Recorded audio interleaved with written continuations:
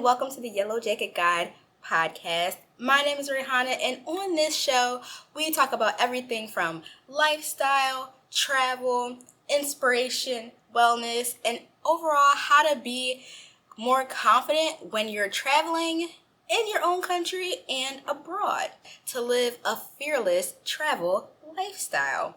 So if you're new here, welcome. If you're not new, thanks for sticking around. And this week has been pretty solid for me. So a few life updates. I've been really interested in trying different fitness activities. Last night I actually went and did rock climbing. Not for the first time, but for the first time in a while. And it was actually pretty fun. I also unlocked a new fear. I didn't know I was afraid of heights. I think I'm not necessarily afraid of heights. I think I'm mainly afraid of falling.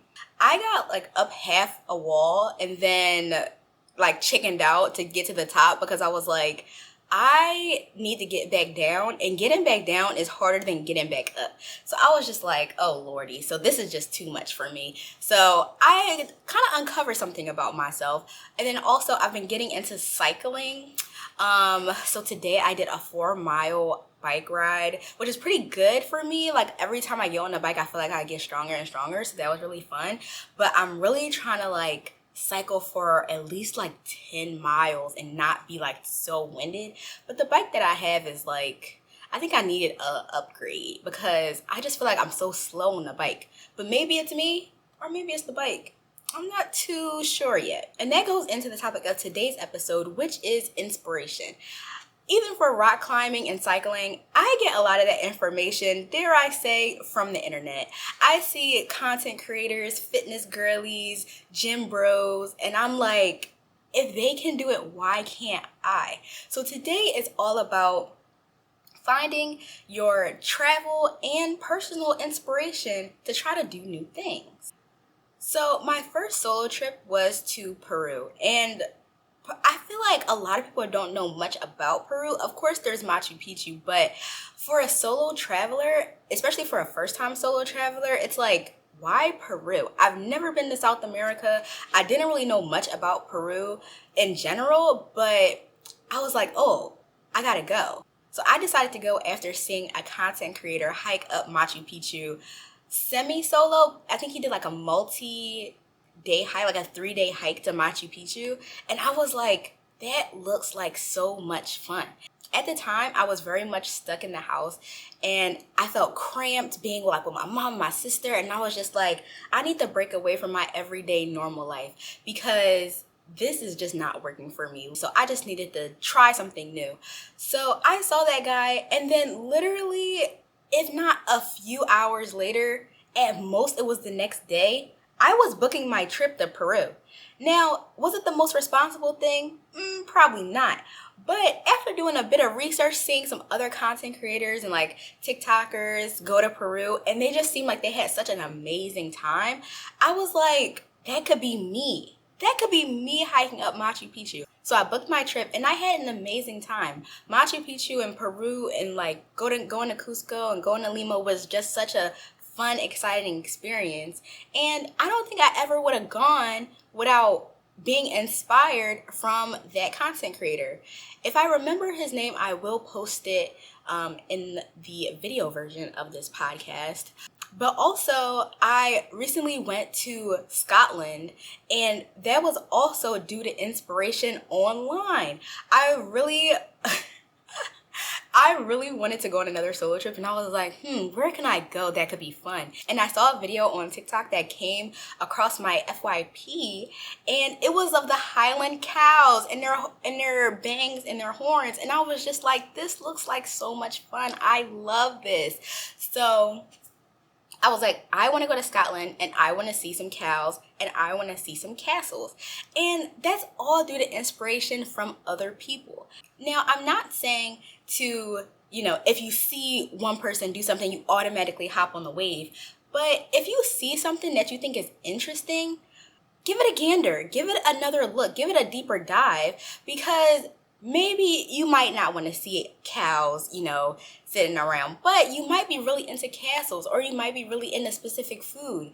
And maybe that can be your inspiration to go to a whole nother country. And from my experience, I haven't been led astray yet. So I'm not going to lead you down the wrong path either. So how can we get from inspiration to action when it comes to traveling? So the first thing is to get your inspiration. Create a Pinterest board, create a save folder on TikTok, create a save folder on Instagram, and just follow different people that you might find inspirational, like me or other content creators, and just save them for a while. And over time, your algorithm is going to recommend more content like that. So then you'll always have inspiration flowing when you're scrolling online. And then take a step back. Then come back to it and look at all the things that you saved and see if there's a common theme. Are you liking a lot of the fashion travel videos? Are you liking a lot of the museum travel videos? Are you liking a lot of the pop-ups? And see what you're mainly interested in, and then frame a schedule that way. You don't want to over-plan the trip. My go-to is to find one or two things that you really want to do in country and then explore after. I know there are a lot of travelers who wants to do XYZ and we have time slots for everything. But for me personally, that doesn't really work. And I think it's really important to try to narrow down what's mainly important, do those things, and then when you find new activities to try, it's like a bonus on top of it. Tip, don't overplan. Try to go with the flow when you're on a travel vacation. The next tip, once you decide where you're going and what you're going for, is to figure out where you're going to stay. So contrary to popular belief, I am a stan of hostels. Now, I will say you can't go in hostels in every country or in every place that you visit. But if you are going to a specific place, like maybe Peru or somewhere in South America where hostels are more prevalent, maybe even in Europe, it's very likely that you can find an affordable place that is also really nice. I feel like hostels kind of get a bad rap. There are hostels where you can stay with multiple people in a room, but then you can also get hostels where there's a single room. Of course, they're going to be a bit more expensive than staying in a bunk bed, but it's better than nothing, and they're usually cheaper. So that's what I go for. But I know that's not everybody's steez. So go to a place that you're more comfortable. If you're more comfortable in a hotel, if you're more comfortable in a resort, figure that out as soon as possible so you can book that, and then everything else should be smooth sailing. And then my last tip is to be flexible. Being flexible is very, very, very important when you are being inspired to go on a trip.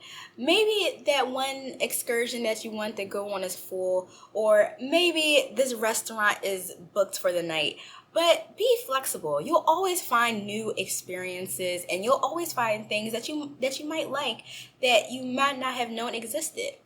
And that's the fun part about traveling. So, all of that to say, when you see inspiration, take it. Don't just let it slide by, or don't just let it scroll past you online or on TikTok or on Pinterest. Actually, try to savor it and figure out a way for you to actually be there and make your inspiration to be an action rather than just a dream. And I will leave off on that today. Thank you for listening to this episode. If you haven't already, subscribe to the YouTube channel and also to follow wherever you listen to podcasts. And I will see you next week for a new episode. Bye.